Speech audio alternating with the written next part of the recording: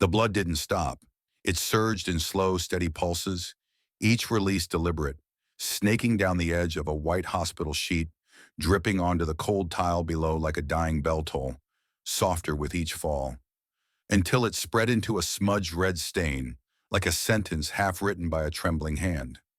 Kendra Miller, 27, curled fingers clawing at the bedsheet, her skin drained of color. The pain came in waves, gutting her from within, and each scream ripped from her throat sounded like it had been dragged through gravel. Down the corridor, the sound might have passed for a faulty alarm, because no one hears this kind of pain anymore. A woman broken open from the inside, screaming without words, her breath cracking into pieces as if her ribs were splitting apart. A doctor stood at the foot of the bed, eyes fixed on the monitor tracking the fetal heartbeat. He said nothing. A nurse laid a hand gently on Kendra's shoulder and gave the faintest squeeze as if to say, just a little longer. No one explained why nothing was being done. No one had permission to act. The fetus still had a heartbeat, and under the hospital's internal ethical code, if the heartbeat persists, even the faintest flicker, removing the fallopian tube to save the mother may be seen as the direct termination of life. A decision, as one pastor once proclaimed on national television, only God has the right to make. Kendra arched her back one final time, as if trying to escape the body that had turned against her, then collapsed, sweat tracing cold lines along her jaw. She didn't scream again. The pain hadn't faded. It had simply grown too large for human sound. The monitor blinked. The mother's heart rate dropped. The fetus's signal vanished. The surgery light came on. The doctor called for the team, but everything arrived 3 minutes too late. When Maya rushed into the emergency unit, the soles of her shoes caught on a wet patch of floor cleaner. Her hair was a mess, tangled from running in from the lot. Her eyes scanned the room, frantic, asking one thing and one thing only. Where's my sister? No one answered.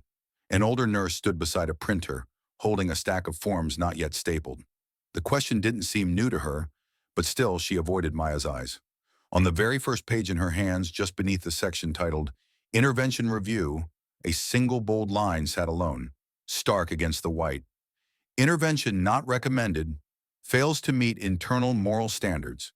Before Maya could react, a security guard stepped toward her, gently but firmly, gesturing that she had to leave the area. No one said, "You need to go." They didn't have to. His quiet nod, the tired tilt of his wrist, said more than words. Someone else, maybe admin staff, leaned in to whisper something to the nurse. In seconds, the folder disappeared, tucked into a plastic binder, neat, sealed, sterile. Maya followed, not because she wanted to, but because something in her knew that if she stayed even 1 second longer, she would scream. Loud. Right there in the middle of the waiting room. Scream for a woman named Kendra Miller, who had walked in here bleeding, begging, and vanished like a misprint on a clean page. The hospital's family services room wasn't built for grief. On the wall hung a cheap canvas of some rolling pasture, the frame chipped, and above it, a flickering fluorescent bulb cast a pale yellow across everything, making skin look like unwritten paper. Maya sat across from a man in a gray suit. No name tag, no title. He called himself a legal representative of the institution. He handed her a folder, clear plastic, papers crisp, unmarked. Every page looked untouched, like no human had ever laid a hand on them. He turned to page 3 and pointed at a paragraph printed in bold. Under the Religious Liberty and Conscience Protection Rule, medical personnel may decline to perform procedures that conflict with the moral or faith-based values of the organization. He read the line aloud, voice flat, sterile, like someone used to narrating death through legal templates. At the end, he looked up. His eyes were hard to read. Sympathy, maybe, or maybe just protocol. We understand this is a loss, but all procedures were followed in accordance with federal law. Maya said nothing. Her fingers clenched into fists beneath the table, but her face stayed still. Because if she cried now, it would end exactly the way they wanted. Another tragic death, explained away with the words, regrettable but compliant. She stared back at him for 3 more seconds, then rose and left the folder on the table, untouched. As she left the room, Maya found herself wandering into a hallway with no signs, not knowing why she had turned there. only that something inside her needed to escape the language of policy, to find a space where grief wouldn't be phrased in legal terms or filed in plastic folders. An elderly nurse was clearing a tray of charts, and when she glanced at Maya, it was not with surprise. Grief like hers had passed through those halls too many times. But in that look was a quiet recognition that made Maya stop. Not because she was offered comfort or asked how she felt, but because the nurse simply opened a drawer, took out a piece of paper that had been folded into quarters, and placed it gently in Maya's hand, the way one might return a scarf someone left behind in a moment of pain. The note read, "I don't want to die just to be a statement." The handwriting slanted slightly, the ink bleeding softly at the end of the line, as if whoever wrote it had known their words might outlive their voice. Before Maya could ask who had written it, the nurse was already walking away, her figure fading down a corridor that felt as hushed and hollow as the gut of a ship drifting through fog, until she disappeared through a door marked "Staff Only" without turning back. Still trembling, Maya pulled out her phone and searched for her sister's profile, and the last post Kendra had made was nothing but a black square with white text, "Abortion is healthcare." Period. A post that still sat there, untouched, despite the angry reactions below, and a comment that read, "Sounds like someone who just doesn't want to take responsibility." A sentence that neither Kendra nor Maya had ever dignified with a reply, though something about the fact that the post had remained visible, had not been deleted or hidden or softened, told Maya that her sister had known, and that this was the mark she chose to leave. It was a trace, simple, legal, and wrapped in silence. When Maya got home, well past midnight, the rain had started to tap against the windows, and the wind slid through the cracks as if it carried echoes from the hospital corridors. And she didn't change her clothes, didn't turn on any lights, only reached into her backpack, took out her laptop and laid it on the same scratched wooden table where she and her sister had once done college homework. A surface now uneven with the ghosts of old coffee rings, and a place where, tonight, she would try to rebuild a truth no one else seemed willing to face. She opened a new browser tab, navigated to the FOIA portal, the Freedom of Information Act, and began to type, each phrase deliberate, each date, each state entered like a breath held tight in the chest. Ectopic pregnancy death, faith-based hospital refusal, pregnancy termination denied. And though she didn't expect a full answer to appear, what she needed wasn't clarity but evidence. Something small and sharp, a misfiled code, an ICD entry, a complaint dismissed but not erased. For 3 hours she sat still, her eyes not tired but stunned by the precision of what the numbers revealed. 127 women had died over the last 5 years in faith-based hospitals across the country. More than 80% of them women of color. And while the reports described these losses as complications from untreated pregnancies, when she compared admission times, symptoms, and timestamps of death, the pattern was impossible to ignore. They had died waiting, not for medicine, but for permission. She built a spreadsheet out of instinct, one column for names, though many were incomplete, one for age, another for the hospital, a fourth for the official reason care had been denied, if it was listed at all, and then she added a final column, one she named herself, statements or actions previously flagged as morally questionable, and as she began to fill it in, piecing together the fragments, posts, comments, digital trails, she saw that most of what had been flagged was not radical or loud, but soft, almost ordinary things barely spoken above a whisper, yet still loud enough to trouble a system that believed morality could be scored. I don't want a baby, but I don't want to die either. No one should be forced to give birth. Faith doesn't live in my uterus. She sat still for a long time, the pale blue light from the screen casting across a cheek still streaked with tears not yet fully dried. It wasn't the kind of crying that shook the body or sobbed out loud. It was quieter, heavier, like the way a person might know they're sinking but doesn't fight it because they haven't touched bottom yet. Maya opened her email.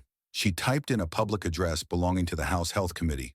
She didn't know who was on the other end, didn't know if anyone would even read it, but she knew that if she didn't send it, those numbers would stay just that.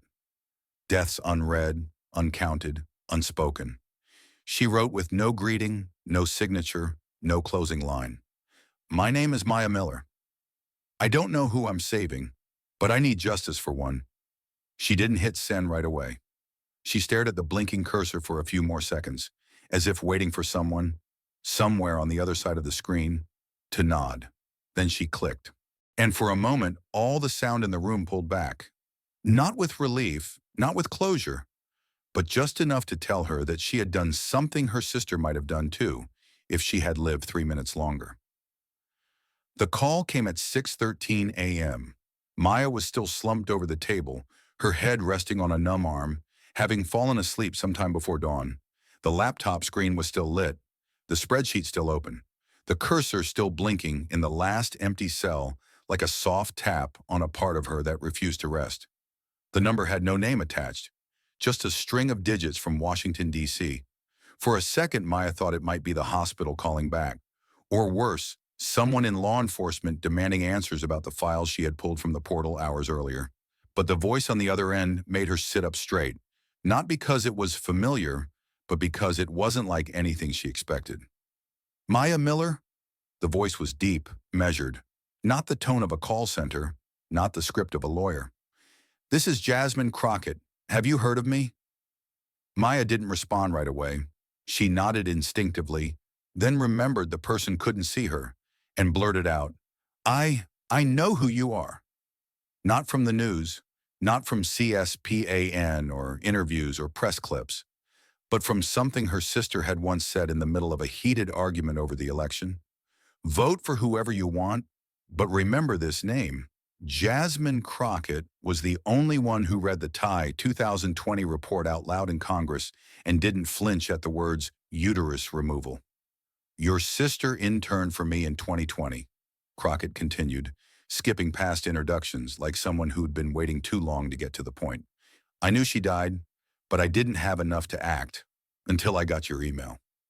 Maya gripped the phone tighter, the last traces of sleep dissolving like steam torn apart by a live wire running down her spine. The room suddenly felt too small, as if something had entered without knocking and was now standing behind her, silent but present.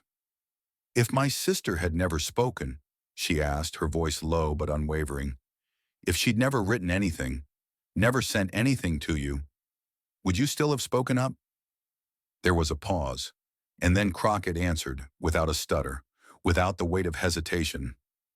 If you're still speaking, then I have no right to stay silent. There was no promise in those words. They carried no political flourish, no pledge of hearings, no whisper of press releases. But something in that reply stretched Maya's lungs open for the first time in days, as if her sister's breath had quietly transferred itself into her own. We need to meet, Crockett said. Not at my office, not publicly. You'll be watched. Your posts, your calendar, what you and your sister once ate on the sidewalk. Are you ready for that? I'm not ready, Maya said, letting the words fall clean. Then she paused. But my sister is already dead. They can't hurt her anymore. But I can still speak for her. There was silence on the line. A few seconds. Then Crockett exhaled. Not quite a laugh, but the kind of breath that arrives in the shape of a smile. All right, let's meet. The call ended as if it had never happened at all. But Maya looked at the clock, her heart slightly out of rhythm. And she knew. A door had opened, and there would be no way back through it. 3 days after their secret meeting, Kendra Miller's name still hadn't reached the national news, but in Missouri a different name rose to the surface. And this time, it landed squarely in the primetime slot. A 24-year-old woman of Guatemalan descent had died after being denied surgery for an ectopic pregnancy at a Catholic hospital in St. Louis. The coroner's report was brief, clinical, and cold. Ruptured ectopic pregnancy, delayed surgical clearance due to ethics board review. Those words were too technical, too stripped of flesh, but they were exactly the kind of spark that a politician like Karoline Leavitt had been waiting for. That morning, Leavitt appeared on Fox and Friends, wearing a cream-colored dress, her hair curled in soft waves, her face made up not as if she were preparing for a political firefight, but as though she were about to host a fundraiser brunch in someone's vineyard estate. No one is being killed because of ethics, she said, her voice gentle, almost cooing, like she was explaining something simple to a confused child. If anything, it's the system being disrupted by people who don't understand the true value of life. The anchor nodded, face solemn, as though enlightenment had just struck him. Leavitt continued. Certain individuals, I won't name names, are using isolated cases and fleeting emotions to politicize the faith of millions of Americans. We cannot let them turn hospitals into legal battlegrounds. If a hospital believes that life begins at the first heartbeat, then the legal system should protect that belief, not punish it. Later that same day, she submitted a bill to the House Judiciary Committee titled the Faith and Ethics Safeguard Act, a proposal that called for the suspension of all federal hearings on medical ethics within religious-affiliated hospitals, citing the need to prevent constitutional conflict regarding freedom of faith. Within 48 hours, the bill had gathered 39 Republican co-sponsors, enough to exert direct pressure on the House Oversight Committee. Crockett, in a closed-door meeting on basement level B3 of Capitol Hill, received notice that her emergency hearing had been postponed, just 1 hour before she was set to enter the room with her first group of witnesses. No one said it had been denied, but everyone in Washington knew what that meant. We are not ready to hear you speak. Outside Congress, the media split open like an old fracture, awakened by a new tremor. CNN and MSNBC and a swarm of independent outlets ran with headlines like, Leavitt is legalizing death. Meanwhile, Newsmax, The Federalist, and conservative forums fired back with slogans like, Crockett, turning morgues into political stages. At that moment, Maya learned Leavitt's name for the first time, not from television, but from a line of leaked back-end code in the SIS dashboard her sister had accessed before she died. There it was, a system tag labeled KP.21, listed under a category called Social Influence Override, a segment of the algorithm designed to manipulate morality scores in response to high-profile figures deemed to be undermining the sanctity of life. Maya reopened the data, typing KP.21 into the search bar. The system returned, K. Leavitt, Tier 1 Ethic Voice, SIS Special Advisory. If Crockett was the voice of those who had been denied power, then Leavitt was the legal face of a system determined to keep power exactly where it had always been. And for the first time, Maya understood with clarity. Her sister's death was not a mistake. It was a consequence, calculated and coded into the machinery.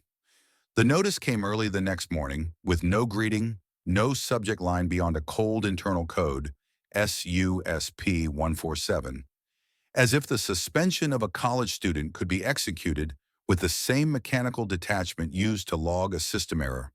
Nothing more than a click and a deadpan attachment, unsigned, unclaimed by any human hand. Maya opened the email in a half-conscious haze, her wrist still lined with pillow marks from a night spent collapsed at her desk. And as her eyes scanned the first lines, phrases like unauthorized access of linked data infrastructure, violation of academic integrity protocols, and indefinite suspension, she didn't sigh, didn't speak, didn't even blink. She just sat there, perfectly still, as if every drop of blood in her body had been quietly drained, leaving behind a form still learning how to exist after being pushed beyond the perimeter of what the system considered legitimate light. That afternoon, Maya came to class without anything except a stack of FOIA spreadsheets printed from the night before, a second-hand laptop cobbled together from leftover parts, and a tightness in her chest that had been swelling by the hour. She took a seat at the very back, where the lights flickered the most, where shadows didn't need permission, and opened her camera, connected to the network, and within 4 seconds of going live, her face, washed out, unmade, lit sideways by rainlight seeping through a leaking window pane, appeared on the screens of more than 400 strangers, each one entering the live stream like they had just wandered into a funeral no one had dared to name yet. My name is Maya, my sister's name was Kendra, and I am holding the names of 127 others who also died for reasons no one dares print on a death certificate. No preamble, no apologies, no sentimental appeals for sympathy. Just the truth, dropped into the world with a voice as steady as a nurse reading out a blood pressure. Only this time, every number bled. She held the spreadsheet just high enough for people to see that it was real, but low enough that no one could read the details, like a symbol of everything the ethics system had hidden behind the closed doors of its internal review boards. Everything locked away in the name of process. As she began to read each line, name, age, hospital, time of death, reason for denied intervention, the audience fell quiet, each name dropping like a stone into the smooth illusion of media neutrality, sending out the first ripples of a rage no one had yet dared to name. Then on the 15th name, the screen flickered. No warning, no system error, no buffering, just a clean, invisible severing, an interruption from somewhere large enough to silence all live stream feeds at once for a single, chilling second. A red banner appeared on screen, white text stark and bureaucratic. This account has been temporarily locked due to suspected dissemination of protected medical data. Maya sat still, back in the shadowed corner of the classroom where no one said anything, where everyone pretended they hadn't seen or heard what had just happened. The blue light of the dead screen reflected onto her face, which now held no expression, only eyes widened slightly, as if trying to see through the pixels and ask the one question that still echoed louder than anything. Then who is allowed to tell the story? That night, she sat at her desk in silence, staring at the external drive blinking red, its last battery warning like a heart monitor's final alarm. Inside it, the spreadsheet, the audio files, the folders she had built piece by piece, between grief and fear and the stubborn belief that truth, if made visible enough, would know how to move. She pulled the plug, removed the drive from the USB port, laid it on the hard tile floor, and in one short motion, without anger, without ceremony, she brought her heel down, shattering it like sealing the lid on a coffin that once held her belief in something. That sound wasn't loud, it didn't echo, but it was enough to make her stand, gather the printed spreadsheets she'd sorted into stacks and begin to tear them. Not top to bottom, not side to side, but as if trying to break the shape of every letter, every name, every dot that had ever tried to carry a life. She stuffed the scraps into a black trash bag, tied the handles tight, and as she reached the final knot, she paused, not to reconsider, but to listen, just for a moment, to see if the world would offer her even a single sound to prove it had been listening. At midnight, Maya sat alone in the middle of the room, no laptop open, no light turned on. In the stillness, the only sound was the clock ticking, slow, hollow, like a question asked by someone who never expected an answer.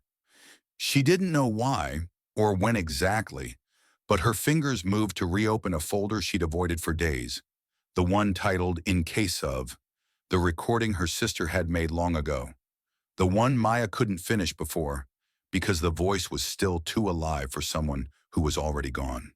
Kendra's voice came through, dry, slow, but each word felt like it had passed through skin and bone before arriving, enough that anyone listening could tell the speaker knew exactly how little time she had left. If I disappear, don't believe it was fate. We weren't born to nod at every law. Some laws aren't written to protect you. They're written to make you feel guilty for simply wanting to live. There was no sound after that, only silence, long, heavy, and impossible to name. It wasn't clear whether it was space for tears or for something rising. Maya hesitated before restarting the machine. She sat upright. Her hands moved, not fast but without doubt. She didn't write an intro, didn't summarize. She attached a new spreadsheet, a clipped recording of her sister's voice, and in the email window she typed out each letter with deliberate weight, as if every keystroke had shape. I'm back. 3 days after Maya sent the file, an audio clip, unknown, unclaimed, was released. Not through major news outlets, not by investigative journalists, but through an anonymous Reddit account with a caption that simply read, "They let her die. This is the truth." The voice was that of a woman, exhausted, shaken, her breath catching, but every word landed sharp, as if the speaker knew someone could cut her off at any second. She said, "Please help me, I'm not ready to die." But the doctor just shook his head. I asked, "Aren't we doing anything?" He said, "We're not allowed to. You're only permitted to keep her awake, until death occurs naturally. No one confirmed it, no one denied it, but within 8 hours of the clip going viral, the hashtag number, her words not enough, climbed to the #1 trend in the US, eclipsing politics, football, fashion, becoming something beyond a slogan, a collective emotional rupture. On one side, defenders of religious faith flooded social media with hashtag God's decision, posting images of newborns captioned, "God chooses who lives, who dies." On the other side, Black women's groups, feminist communities, and thousands who had stayed silent for too long began to write, "My sister wasn't a sacrifice. A plea is not enough. The system must speak. Saving a life should not require permission." The media erupted. From CNN to Vox, The Guardian to Teen Vogue, from bedroom podcasts to national morning shows, everyone repeated her words, "I'm not ready to die," as if it were the collective final breath of all those who had once been left to vanish without a sound. Inside her office at Capitol Hill, Crockett watched the clip without blinking. She didn't cry. She didn't speak. She just stared at the engagement graph pulsing on the screen in front of her, where a country now cracked open at the fault line between belief and the right to live. "We have to go back," she said, her voice low, like stone rolling. But in her eyes, something had awakened. Not rage, not fear, but the return of an old vow that had just remembered its way out. Crockett's aide, a young Latinx woman, turned to her, voice low, eyes sharp. "The 39 co-signatures still hold. The committee hasn't lifted the block on the hearing." Crockett stood. She reached for her coat without turning around. "Then I won't ask, I'll demand." Exactly 1 hour later, the U.S. Capitol received an emergency submission from Representative Jasmine Crockett, a formal demand to convene a special hearing on the impact of institutional medical ethics on women's right to life within religious-affiliated hospitals. Backed by verified evidence, co-signed letters from 7 resident physicians, and more than 200,000 digital signatures collected in less than 24 hours. That morning, the hearing room filled not with volume, but with pressure, a heaviness that clung to the air like fog just before thunder. No one spoke loudly, no one laughed. Every sound echoed like it had been boxed into wood, present but with no place to go. Jasmine Crockett entered slowly. Her dark suit was simple, tailored, with not a thread out of place. She didn't need to stand in the center to command attention. She didn't need to gesture or raise her voice. Her presence alone redirected camera lights by gravitational pull. Maya walked beside her, carrying a slim folder in both hands. Her face, no longer glazed by grief, was lifted now, clear-eyed, steady, ready to do the one thing no one else was allowed to do for her: speak the names of the forgotten. Across from them sat Karoline Leavitt, framed like she had stepped out of a speechwriter's draft. White dress, softly curled blonde hair, a face arranged into campaign poster solemnity. She sat centered, flanked by 4 clergymen in black suits with white collars, and just behind her, a middle-aged woman with trembling hands introduced as a woman once pressured into abortion, who refused and now lives joyfully with the child she chose to keep. The gavel tapped once, soft, final. This special hearing on medical ethics and the right to life will now begin. Leavitt spoke first, as if she had been given the floor in advance. She didn't look at Crockett. She didn't look at Maya. She looked straight into the live camera. "I don't need an algorithm. I need faith. I believe that life cannot be measured by a behavioral score. I believe that when a doctor refuses to perform an abortion, they are not committing a crime. They are listening to their conscience. And I believe deeply that this country will never force anyone to betray their God." Scattered applause followed. One pastor nodded quietly. The woman in the pastel blouse dabbed at her eyes. The camera panned slowly. Crockett didn't respond immediately. She opened the folder in front of her, turning each page deliberately, not to search but to make time pause long enough to let her choose the precise place to begin. Then she looked up, her gaze sharp as a thread of red string stretched taut between belief and duty. If the law permits a refusal to save, then the fault isn't the doctor's. It belongs to those who wrote that law and then washed their hands. Her voice wasn't loud, but every word struck like memory carved in stone. No one in this room is here to deny faith, but we cannot write laws for God and leave human beings to die in hospital beds. A doctor should never be forced to betray their conscience, but they also cannot stand and watch blood pour out and call it religious freedom. Leavitt tilted her head slightly, lips pressing into a practiced pause, then delivered her rebuttal. I respond not out of emotion, but because the truth must be named. People like me are not rejecting life. We're protecting a doctor's right not to be compelled to act against belief. Ms. Miller and those referenced, they are victims of a system that lets minority regret outweigh community values. Crockett leaned forward slightly, voice even and exact. A woman does not need community values when she is losing blood by the minute. She needs to be saved, not redefined.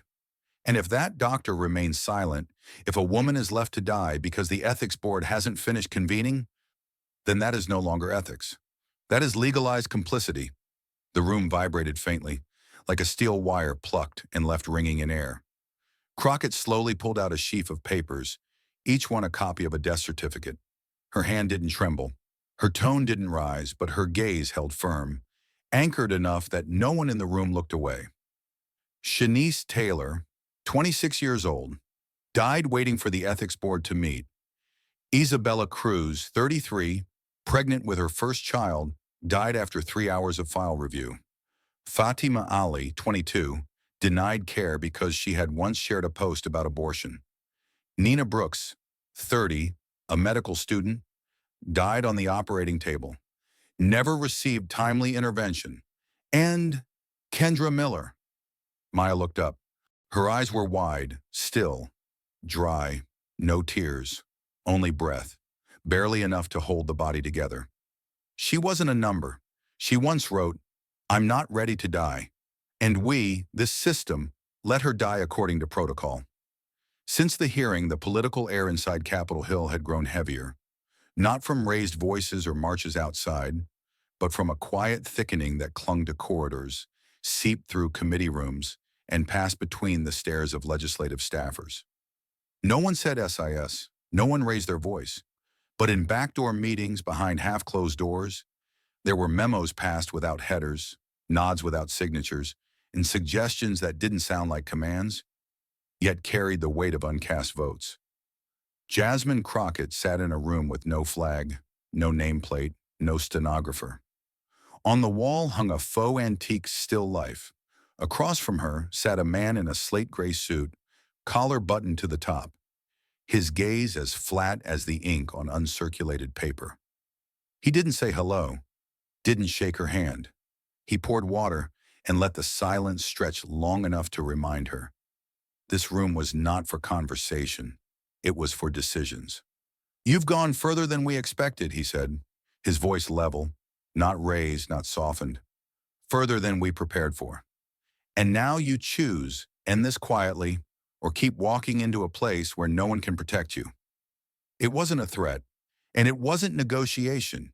It was an interpretation of reality, the kind where justice wasn't always drawn in laws, but in survival between rows of voting buttons. If you let SIS go, if you release nothing else, we're ready to support a national women's health bill. Coverage, contraception, cancer care, millions could benefit. In return, just one file stays in the dark. Crockett sat still. She looked out the frosted window, where the light from a dying afternoon failed to pass through thick curtains.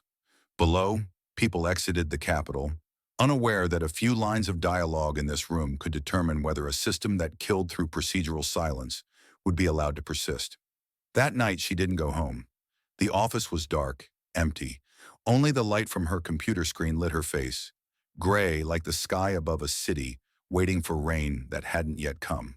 On the screen was the file, SIS internal 327 confirmed.pdf. She didn't open it, didn't scroll. She had read it too many times, knew every hospital code by heart, every note marked, fails ethical criteria, awaiting faith validation, pending board review.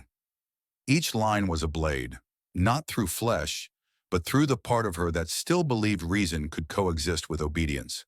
Her hand trembled slightly, not from fear, but from knowing that a single nod of agreement would bring millions of women access to health care. But lock shut forever the door to justice for 327 who would never speak again. That price, reasonable on paper, was not so easy to accept. That night, as the Capitol office clocks crossed into the odd hours, Maya sent a photo. No caption, no subject line. It was an image of a crumpled patient form, shot at an angle under the pale green light of an emergency hallway.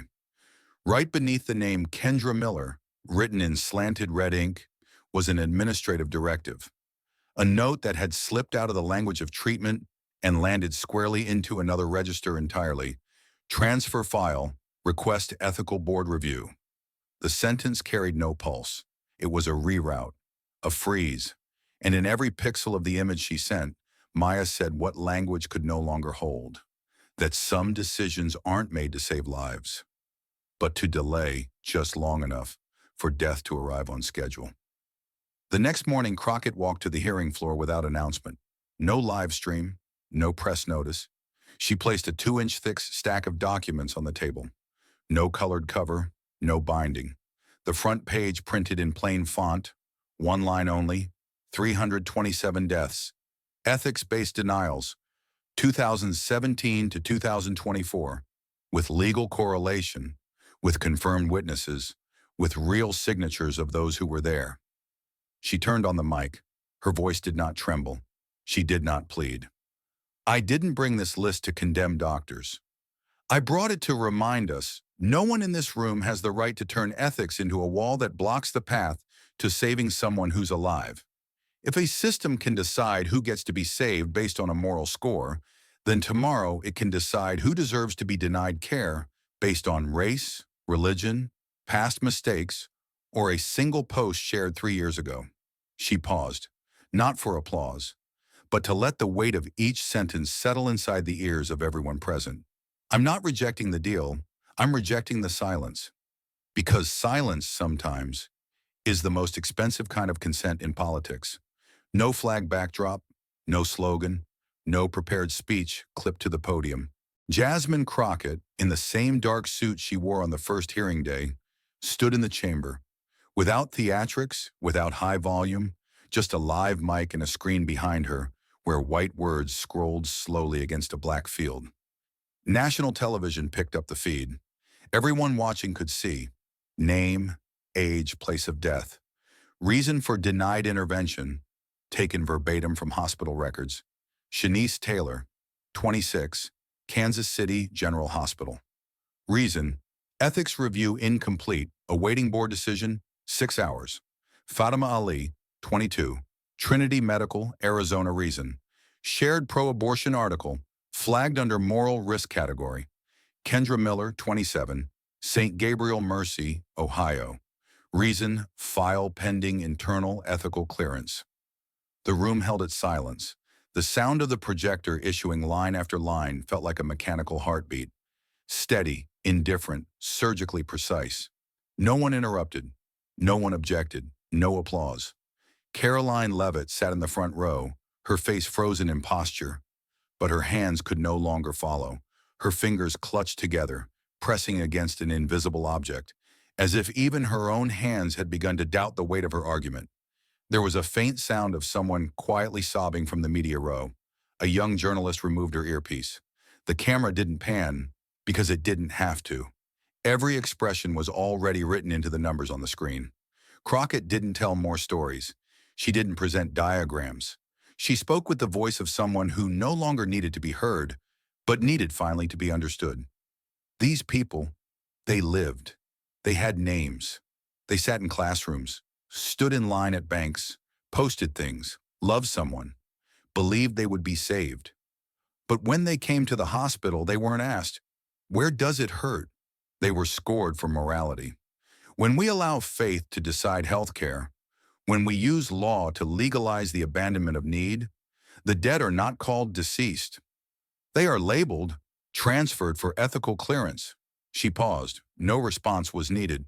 Then she looked directly toward the chamber and past it, toward an America watching through glass and wires and screens. No one was born to die because they didn't resemble the person who wrote the law. The hearing ended not with applause, but with a silence like a funeral. No one left their seat immediately. No one opened their mouth. One Congress person bowed their head. Someone folded their hands. Another cleaned glasses that had no dust. But they all knew.